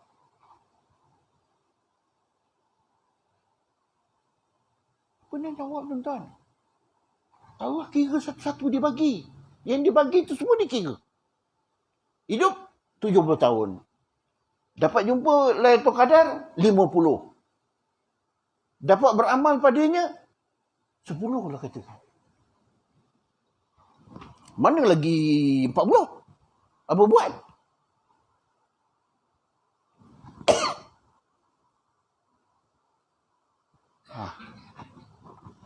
Itulah dia tuan-tuan. Betapa halnya kalau kita tengok. Tapi kalau orang jumpa 50, buat 50, Alhamdulillah. Barang siapa yang beramal 10 akhir bulan Ramadan, pasti dia berjumpa malam Lailatul Qadar. Bukan nak jumpa, wah, tuan-tuan, cekik pula. Pasti jumpa malam Lailatul Qadar. Kerana malam Lailatul Qadar ini bukan kita nak tengok pokok terbalik. Dunia ni terbalik. Pokok akau naik ke atas, dia punya pucuk bawah. Tak jumpa dia tu. Tak jumpa. Imam Syafi'i pun tak jumpa. Imam Nawawi hanya tangan dia menyala itu je. Terang. Ada tak orang tengok pokok naik ke atas, pokok tu ke bawah, bumi terbalik, ataupun orang jalan kepala ke bawah? Tak ada, tuan-tuan. Yang penting, 10 yang akhir itu ialah beramal. Beribadat malamnya. Sembahyang. Membaca Quran. Berdoa. Berzikir. Bertahlil. Berat ke tuan-tuan? Saya ingat buat kuih lagi berat tau. Gantung lansir, jahit lansir lagi berat. Daripada itulah. Tapi yang itu yang kita tak buat. Sedangkan yang akhir itu, yang itulah dia. Itu malam Lailatul Qadar, tuan-tuan. Lailatul Qadri khairun min alfi syahr. Tanazzalul malaikatu warruh fiha biizni rabbihim min kulli am. Salamun hiya hatta matla'il fajr. Kenapa dia, tuan-tuan? Saya nak cerita malam Lailatul Qadar sikit. Boleh sabar ini dah lama ni. Malam Lailatul Qadar ini khas untuk umat Nabi Muhammad. Umat lain tak dapat. Tak ada. Umat Nabi Muhammad dia bagi. Kenapa? Kerana kemuliaan Nabi Muhammad sallallahu alaihi wasallam. Nanti kalau ada masa saya cerita kelebihan taubat untuk Nabi Muhammad. Kenapa? Satu hari Nabi bercerita kepada kawan-kawan, sahabat. Dia kata, Nabi suka bercerita. Dulu dia kata ada seorang Bani Israel yang berjuang kerana agamanya, berjuang, tidak menggantungkan senjata, menggantungkan pedang pada badan dia. 1000 bulan. 1000 bulan dia menggantungkan pedang dekat badan dia. Mendapat keredaan Allah, mencari pahala, berjuang, berdakwah. Kemudian jawab sahabat. Sahabat kata, ya Rasulullah, betul lah dia. Kita ni nampaknya tak adalah macam tu. Umur pun tak sampai 1000 bulan. Tuan-tuan ada 1000 bulan. Boleh sampai 1000 bulan. Sekarang umur berapa? 73. Oh, belum sampai lagi. Kalau 1000 bulan bersamaan dengan 84 tahun. Doa banyak, mudah-mudahan sampai. InsyaAllah. Okey. Jadi, dia kata kami pun tak sampai, hidup tak sampai 1000 bulan. Dalam keadaan begitu, sahabat duka cita. Rasulullah pun duka cita juga. Kerana umatnya tak dapat begitu. Tak dapat buat macam. Kalau nak buat macam Bani Israel, dia kena hidup 1000 bulan, menggantungkan senjata, tak ada kerja lain lah. Gantung senjata, dia pergi berjuang. Kan satu perkara yang payah. Dalam pada begitu, Jibril turun.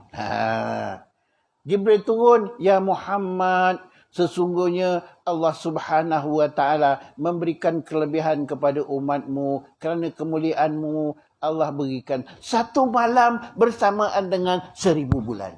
Itu dah ceritanya. Itu saya pendekkan. Satu malam bersama dengan 1000 bulan. Itu hanya dapat kepada umat Nabi Muhammad. Orang dulu dia ada dapat pahala yang sama, tapi kena gantungkan senjata 1000 bulan.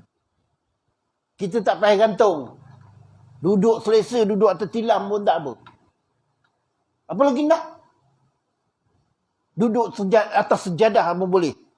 Duduk kat rumah atas tilam empuk pun boleh dapat 1000 bulan pahala. Dengan beramal malam Lailatul Qadar, tuan-tuan. So, ubuklah peluang ni. Masa-masa ini semua kelebihan-kelebihan ini akan datang. Saya tak sempat nak cerita. Akan datang kepada kita, akan menjelang kepada kita. Terpulanglah kepada kita. Masa Allah berikan sama. Saya juga akan dapat 30 hari. Pak cik saya juga akan dapat 30 hari. Adik saya juga akan dapat 30 hari. Tuan-tuan juga akan dapat 30 hari.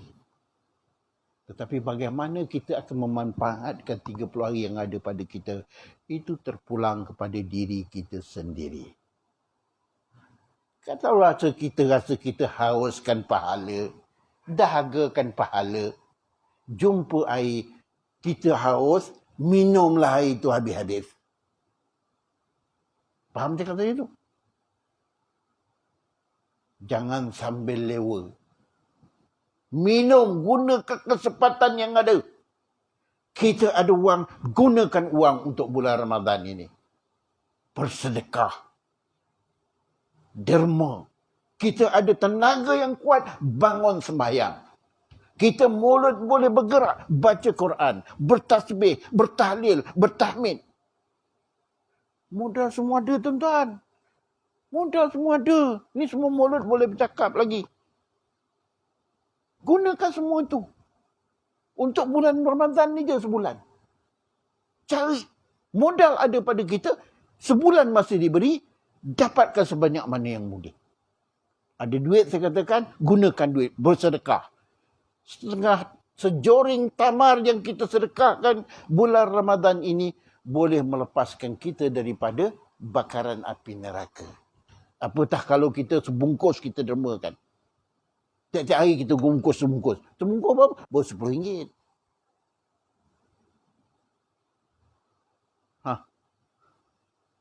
Apa lagi yang ada pada kita, tuan-tuan? Kita ada anak bini, tuan-tuan. Ajak mereka berjamaah. Kita ada masjid, datang ke masjid. Kita ada apa lagi? Semua kita ada, tuan-tuan. Semua dah cukup, lengkap Allah beri. Kita ada kereta, ada yang kereta Mercedes, ada yang kereta Pajero, ada yang Lamborghini dan sebagainya. Gunakan kereta itu semua untuk pergi beribadah kepada Allah SWT bulan ini. Kemudahan semua Allah dah bagi. Jangan lukit. Gunakan semua. Wabtaghi fima ataqallahu daral akhirah wala tansa nasibaka minad dunya. Gunakan semua kesempatan kemudahan yang Allah berikan. Ni, mula daripada bulan Ramadan ni, gunakan semua kesempatan itu untuk mencari kehidupan akhirat. Kehidupan akhirat ni kena dicari, Allah tak bagi. Hasan Basri pernah ditanya oleh murid dia, Tok Guru, saya lihat Tok Guru ni banyak menghabiskan masa untuk beribadah.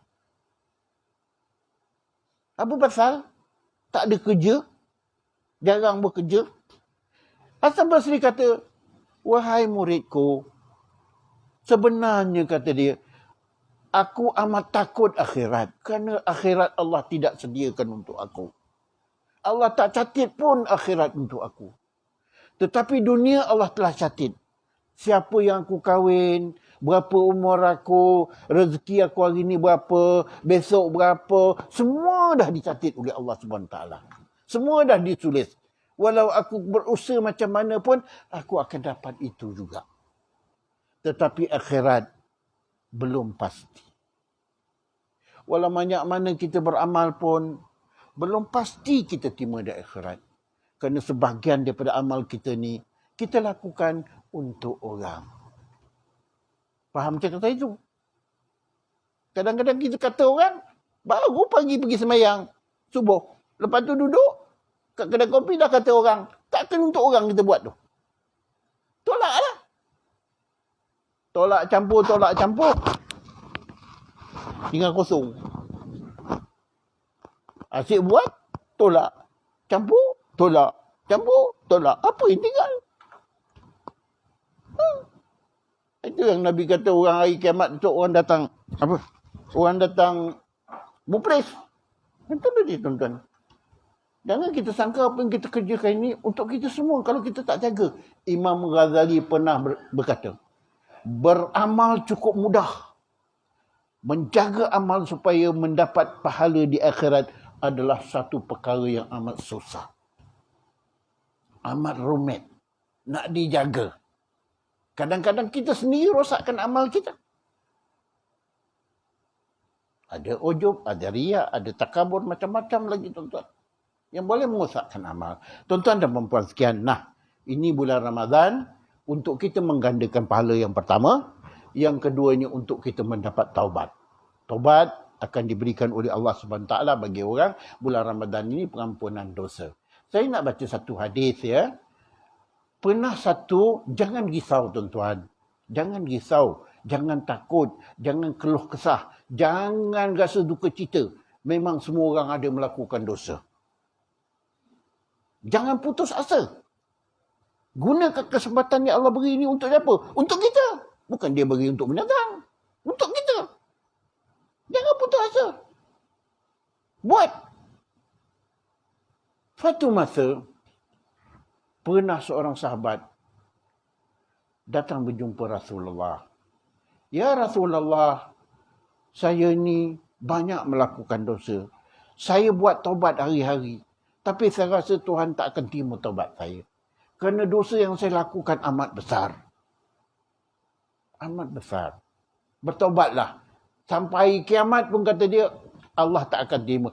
Balik hidup, balik mati, balik hidup, Allah tak akan ampunkan dosa saya ni. Begitulah.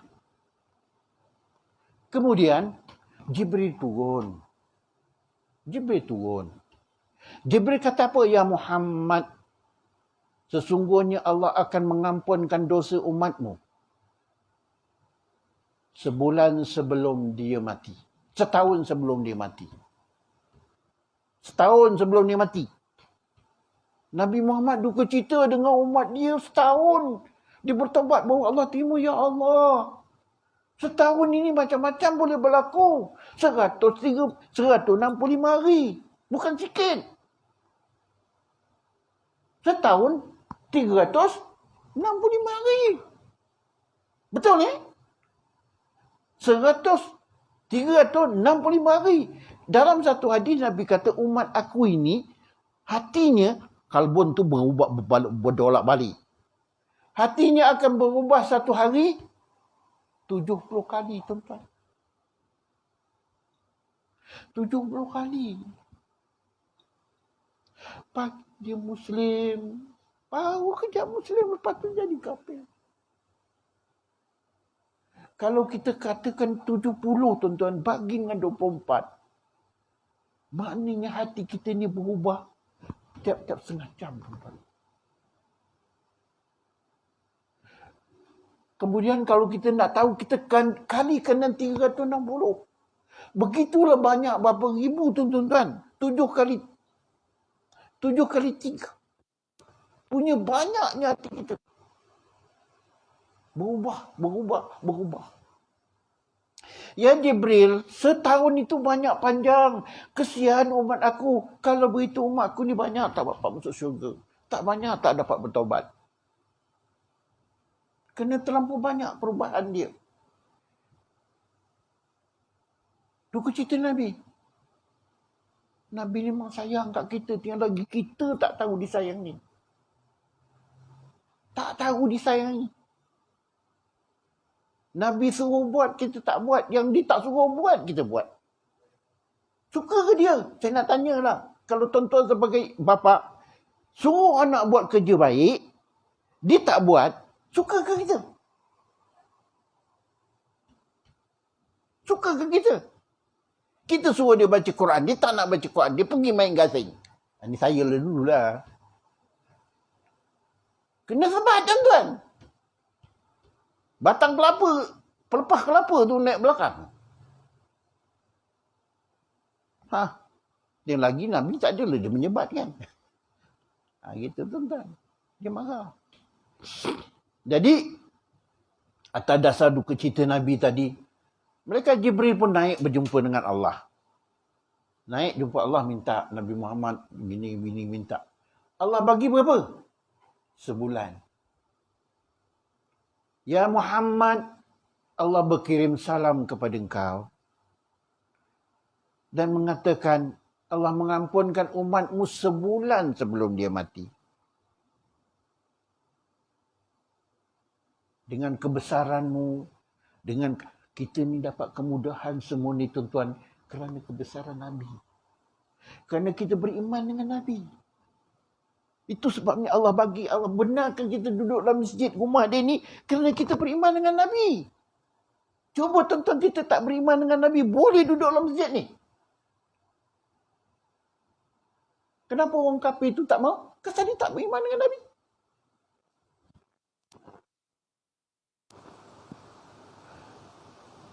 Kemudian Jibril kata, dengan kemuliaanmu di sisi Allah, Nabi Muhammad kemuliaan di sisi Allah, Allah muliakan dia. Sebut saja nama Nabi Muhammad, bergema di langit.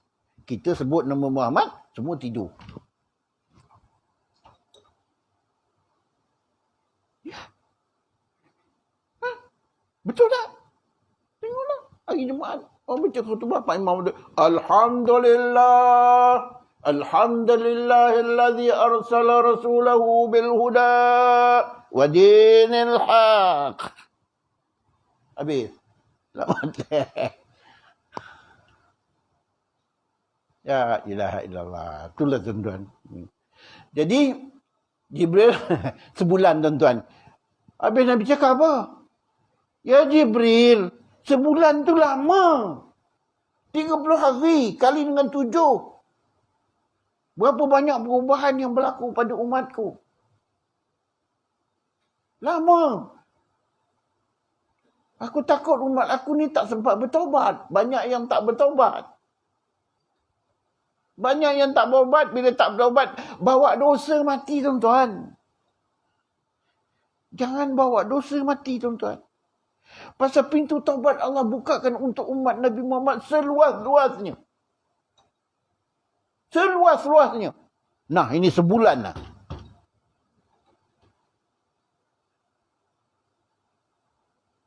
Dalam satu hadis Nabi bersabda, Allah kata, aku akan mengampunkan dosa umatku walau sebanyak buih di laut. Berapa banyak buih di laut? Walaupun banyak butiran pasir di pantai. Berapa banyak butiran pasir? Aku akan ampunkan, kata Allah. Nah tuan-tuan, ini sebulan ni ada masa dia. Allah bagi. Allah dia menerima bulan pengampunan itu untuk kita semua. Kita yang telah memilih jalan Islam, kita yang mendapat, kita dilawa, dijemput oleh Allah SWT untuk diberikan pengampunan sebulan ini. Jangan lalai tuan-tuan. Kemudian tuan-tuan, Nabi kata sebulan tu panjang. Sian mak aku wanti, mereka susah nak berdapat bertobat, ada yang tak dapat bertobat. Jibril atas dasar duti cita Nabi itu naik lagi jumpa Allah. Kasih berapa? Yang paling bawah sekali lah. Yang paling last sekali. Ya Muhammad, Allah berkirim salam kepada engkau. Dan memberitahu bahawasanya Allah akan mengampunkan umatmu dengan karamat dan kemuliaanmu, kebesaranmu. Siapa yang beriman denganmu akan diampunkan dosanya sehingga nyawanya ke sini. Sawanya sampai halqum. Habis. Nyawa dah sampai ke mana tuan-tuan? Nyawa kita ni. Tuan-tuan dah. Cuba rasa ada tak? Ni.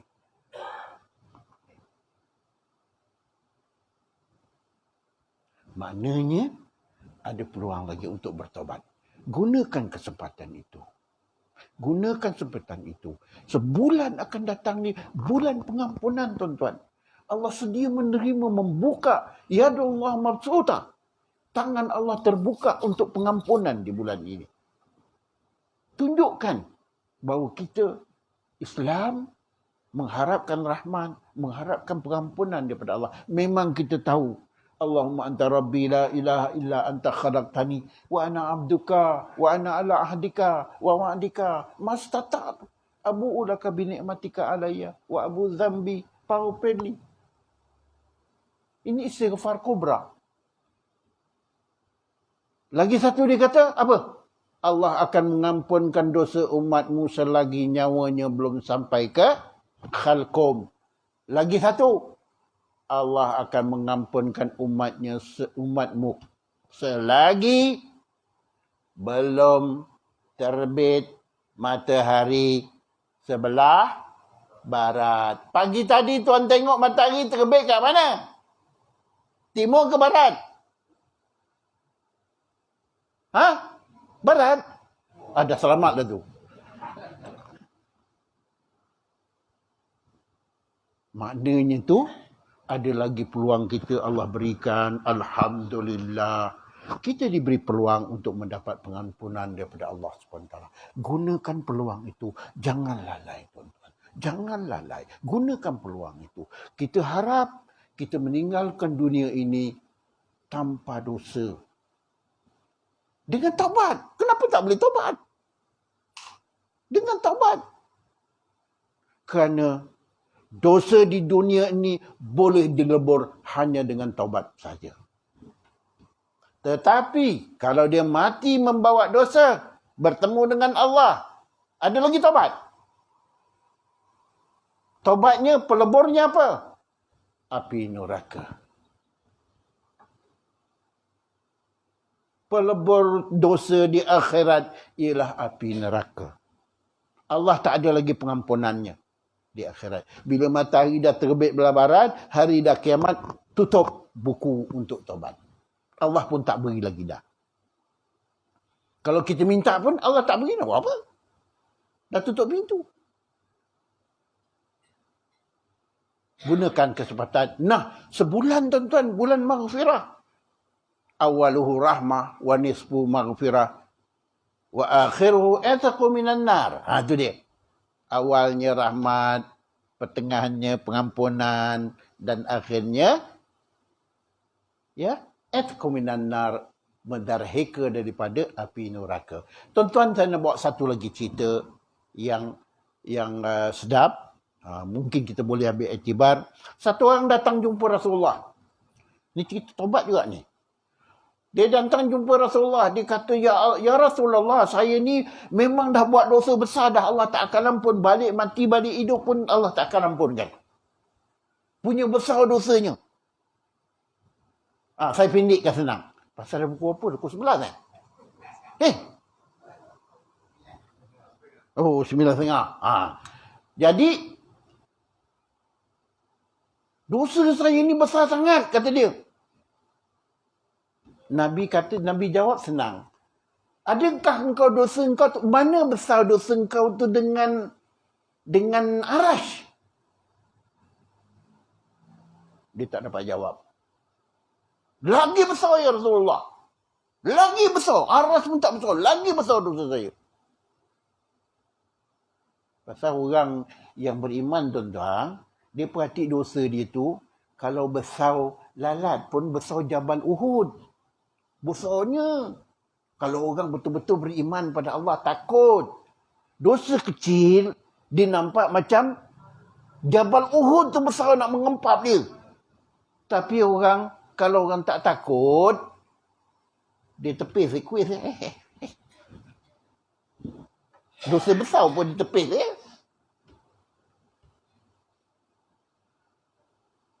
Tuan-tuan, adakah dosa kamu itu lebih besar daripada Arash?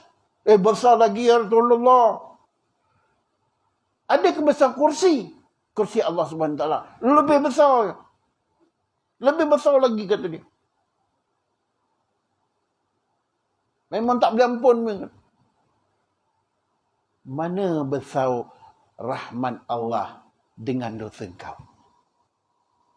Itu dia tak boleh jawab, tuan-tuan. Besarlah rahmat Allah dengan dosa kita. Rahmat itu yang kita nak, tuan-tuan. Rahmat itu yang kita pohon. Ya, rahmat itu yang kita pohon. Itu sebab tugas kita kena banyak memuji Allah. Sama ada subhanallah, alhamdulillah, wala ilah, wallahu akbar. Di bulan puasa banyak ucapkan tu. Kenapa, tuan-tuan? Kerana sifat Allah ni maha agung. Kita hendak, kalau kita puji Allah dengan sifat-sifat yang mulia itu, kita hendakkan sebahagian daripada sifat itu melilih dekat kita. Faham tak cakap saya tu? Kita dapat sebahagian daripada sifat itu. Dengan rahmat Allah itu, melilih pada kita rahmat dia. Dengan kekayaan Allah itu, dapat sedikit kita. Dengan pengampunan Allah itu, dapat kita sedikit pengampunan daripada Allah. Itu sebab kita banyak ucap dia. Ya Razak, Ya Razak, Ya Karim, Ya Karim. Dapat kita sedikit pun dia Karim itu, mulia kita. Siapa yang boleh menghina kita, tuan-tuan? Siapa makhluk yang boleh menghina kita? Itu sifat kebesaran Allah itu tidak meleleh pada kita. Kerana kita tak puji dia.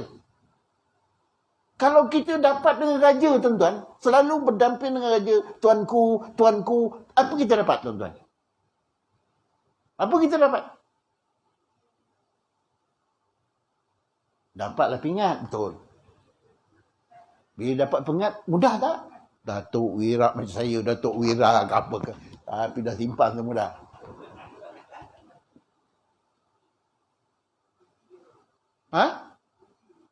Ya? Minta kunci macam-macam boleh dapat. Boleh duduk makan dengan dia. Boleh berbual dengan dia. Boleh minta itu, minta ini. Tapi saya tak minta apa-apa pun. Jangan risau, tak minta apa-apa pun. Tuan-tuan.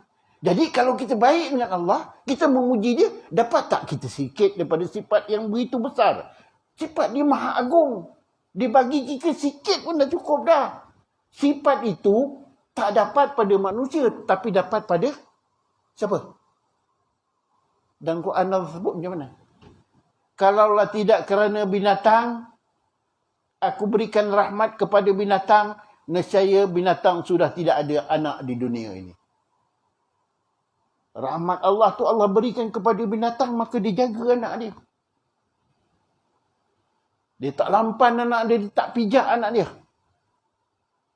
Tapi manusia tak dapat sifat tu. Anak dia beranak taruh dalam jamban, taruh dalam bako sampah, taruh dekat tong sampah. Itu binatang, tuan-tuan. Manusia yang tak dapat, dia lebih teruk daripada binatang. Lebih teruk daripada binatang. Nah, tuan-tuan, saya pun nak tutup. Bulan Ramadan akan datang. Sebulan ini bulan yang besar artinya bagi kita. Berbagai-bagai kebajikan kita boleh dapat. Bagi orang yang hauskan kebajikan, ambillah. Orang ni haus minum, haus air, bulan ini minumlah air banyak-banyak. Kalau hauskan pahala, nak banyakkan pahala, bulan ini bulan memperbanyakkan pahala. Kadang-kadang kita, tuan-tuan, lepas bulan Ramadan ni, dah lah kita berpuasa banyak pahala. Allah jemput pula kita lagi pergi Mekah. Tuan-tuan. Apa tujuan itu? Nak banyakkan pahala kan? Satu sembahyang di Madinah bersama dengan 1,000. Kalau kita sembahyang di Mekah, 100,000. Ya Allah punya banyaknya Allah berikan. Kenapa tu Allah beri? Kerana nak banyakkan pahala kita. Kenapa nak banyakkan pahala kita? Kerana kita telah mengambil agama dia sebagai jalan hidup. Kita telah pilih Allah sebagai Tuhan. Kita telah pilih Nabi sebagai Nabi kita. Sebagai petunjuk bagi kita. Allah berikan semudahan tu. Orang di luar sana banyak nak tu. Tapi tak dapat. Mereka buat baik tak dapat baik macam kita. Mereka makan tak bakal berkat macam kita. Mereka ada anak, boleh memberi kebajikan pada dia besok? Tak. Innal ladzina kafaru lan tughni anhum amwaluhum wala auladuhum minallahi syai'a. Sesungguhnya orang kafir, kerana dia tidak beriman, tidak akan memberi manfaat anaknya. Buatlah baik macam mana pun. Dengarlah baik macam mana dengan bapak dia. Dia tidak boleh memberi manfaat kepada bapaknya. Berbeza dengan kita. Kalau kita pernah mendidik anak kita, dia buat baik, dapat pada kita. Dapat hasilnya pada kita. Dapat faedahnya pada kita. Kita siang malam pergi kerja, cari makan, bagi anak makan, anak sembahyang. Kita dapat pahalanya. Ini kerana apa? Kerana Islam. Kerana iman yang ada pada kita. Jaga iman tu, tuan-tuan. Rosak iman itu. Rosaklah pertalian ini semua kebajikan semua habis.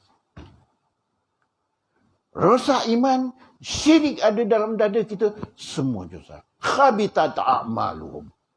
Kalau ada syirik dalam hati kita, robohlah semua amalan kita yang kita kerjakan. Tidak ada lagi amal-amal kebajikan bagi kita. Wa'iyadzubillah. Nah, tuan-tuan, minta maaf banyak-banyak. Inilah dia bulan yang besar bagi kita. Allah berikan kepada kita. Kenapa? Kerana kita berjanji menjadi hamba Allah, kita berjanji menyembah Allah, kita juga mengikut Nabi Muhammad sallallahu alaihi wasallam. So atas dasar itu, kelebihan itu, Allah bagikan kita berjumpa dengan bukan calang, tuan-tuan. Ni, jumpa bulan Ramadan ni. Ni, semua ni. Dan di luar sana. Semua Allah beri peluang sama. Tetapi 30 hari siapa yang akan ambil betul-betul, dialah yang dapat. Apa yang kita buat, kita akan terima. Apa yang kita tak buat, kita tak akan terima. Tuan-tuan, saya ucapkan selamat menjalani puasa. Selamat beribadat bulan Ramadan. Banyakkan bertaubat. Banyakkan doa. Apa doa bulan Ramadan tu?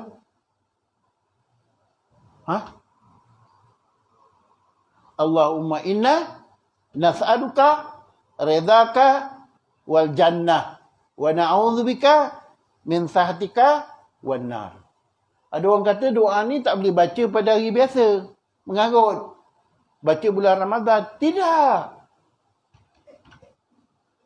Saya nak buat contoh senang supaya tuan-tuan faham. Doa yang kita baca doa makan tu. Allahumma barik lana bima razaqtana. Dia tu kita baca ketika nak makan. Betul? Tapi kalau kita terima rezeki yang lain, okey, kita terima apa? Gaji. Boleh tak kita berdoa Allahumma barik lana? Boleh. Salah ke? Ataupun kalau kita baca, kita letak songkok dekat kaki. Tak. Allahumma barik lana maknanya Allah berkatkanlah. Ya Allah, berkatkanlah apa yang engkau rezekikan untuk aku. Anak rezeki tidak? Makan rezeki tidak? Rumah besar rezeki tidak? Kereta rezeki tidak? Kalau kita baru terima kereta, Allahumma barik lana. Bila kita nak naik, kita baca Allahumma barik lana, itu tak tepat. Yang tepatnya, apa dia? Kalau nak naik kereta? Carilah banyak dah cerita. Yang disebut majreha, apa tu? Itu pun dia. Kalau kita nak jalan kereta, nak naik kereta, baca doa tu jangan baca Allahumma a'udzubika minal hubsi wal haba'is. Itu tak betul lah. Tapi baca doa yang tadi, doa apa tu? Allahumma inna nas'aluka ridhaka. Semua masa boleh baca. Ya Allah, kami bermohon keredaanmu. Salah ke kalau baca dalam sembahyang? Tak salah. Doa itu umum. Bukan khusus. Wa ma min amin illa kad khussa. Kaedah fiqh. Kalau ada umum, ada khusus. Ada khusus, adalah pengumumannya. Adalah umumnya. Tak salah. Tapi kita nak hukum korang sampai teruk. Macam mana? Janganlah. Boleh. Benda tu boleh. Kalau kita gunakan doa makan, Allahumma barik lana. Bila tambah makanan, Allahumma barik. Kadang-kadang terlupa makan baca pun. Tapi sebenarnya selagi kita menggunakan nikmat, dapat nikmat Allah, kita baca. Cuma ada yang khusus-khususnya. Kita nak pakai baju, ada doa baju, betul? Alhamdulillahilladzi apa? Selalu baca tidak ni? Alhamdulillahilladzi satara. Aku bersyukur kerana telah menutup aurat aku. Itulah tuan-tuan. Habis kalau doa tu bangun tidur, kita baca doa lain. Tak betul. Doa tidur Nabi kata, Allahumma alhamdulillahilladzi ahyana ba'da amatana. Itu doanya. Wa ma min amin illa qad khussa wa ma khussa idza qad amma. Maknanya tiap-tiap satu tu apabila dia dia ada pengkhususannya. Bila dia khusus, ada umumnya. Itulah kaedah kita, tuan-tuan. Jadi tak salah kalau kita baca doa tu. Saya pun selalu baca. Jadi kita jangan khususkan doa makan tu untuk makan je, tuan-tuan. Dapat anak, dapat duit, semua boleh. Karena doa dia, Allahumma barik lana. Ya Allah berkatkanlah, marazaqtana. Apa yang engkau kurniakan kepada kami. Betul tak? Kita minta berkat. Allahumma barik lana fima razaqtana wa qina azabannar. Jauhkan kami daripada azab api neraka. Bismillah ala barakatillah. Makanlah. Tak salah. Okey, tuan-tuan. Itu penghabisan. Pasal ada persoalan itu hari. Tanya dengan saya. Boleh tidak? Saya kata boleh. Bacalah. Tuhan akan berikan ganjaran. Ya, pada kita. Semalam pun ada satu soalan pada saya. Saya ngajar dekat mana. Ini masalah ada suruh-suruh dah tak boleh sembahyang tahiyatul masjid. Itulah. Pun saya pun tak faham lah. Ya. Sedangkan surau itu kita dah berikan dia sebagai masjid. Boleh buat Jumaat. Kenapa tak boleh sembahyang tahiyatul masjid? Ya. Saya tak faham lah. Saya kata buatlah. Yang memberikan ganjaran bukan manusia, tapi ialah Allah Subhanahu wa ta'ala. buatlah. Ya, kalau kita nak sembahyang bukan kerana manusia, bukan kerana manusia suruh, bukan kerana itu, bukan ini, tapi kerana Allah Subhanahu Taala, kita nak membesarkan Allah, nak membesarkan tempat sujud kita. Saya ingat itu saja yang saya nak sampaikan tuan-tuan. Mudah-mudahan Allah memberikan kekuatan kepada kita untuk kita bertemu dengan malam bulan Ramadan ini yang mulia ini. Jagalah diri kita baik-baik, jagalah keluarga kita, tengokkan anak-anak kita supaya dapat menghayati bulan Ramadan ini dengan baik. Penuhkanlah masjid kita dengan ibadah, sama ada siang ataupun malam, itu tak salah. Lebih-lebih lagi pada malam hari, kita penuhkan masjid kita ini dengan bersemayang tarawih dan sebagainya, baca Quran dan sebagainya, ataupun lepas semayang itu adakan majlis tadarus Al-Quran dan sebagainya, imam kita boleh memimpin dan sebagainya. Tuan-tuan ya, jangan mari pertama tuan-tuan masjid kita ni penuh dengan orang sampai dekat pagau. Hari kedua tarik 3 sap. Hari ketiga tarik 4 sap. Sampai malam yang kemuncak tu, yang tinggi sekali tu, malam Lailatul Qadar, tinggal 4 saf. Tinggal 4 saf. Jangan. Maknanya, begitulah. Kalau tinggal 4 saf tu tuan-tuan, maknanya itulah orang yang konsisten dalam beribadat bulan Ramadan. Jangan besok tuan-tuan kira pula, ni lah orang yang, jangan gitu tuan-tuan. Diam aja tengok. Alamak, jangan cakap. Tengok aja tuan-tuan. Ini ustaz cakap macam tu. Inilah dia orang yang tinggal untuk beribadat, yang konsisten beribadat bulan Ramadan. Dia dapat syurga. Jangan tuan-tuan. Jangan. Siapa cakap? Ustaz cakap. Ustaz Rashid cakap. Sudah tuan-tuan. Jadi orang datang saya. Raya berdoa derun. Orang datang jumpa saya pula nanti ni. Payah dan jauh. Dia benda tu baca. Baca begitu sajalah. Mudah-mudahan Allah memberikan pengampunan, memberikan hidayah, taufik, kekuatan kepada kita untuk menghadapi, untuk memikul tanggungjawab di bulan Ramadan yang besar ini. Wabillahi taufik wal hidayah. Assalamualaikum warahmatullahi wabarakatuh.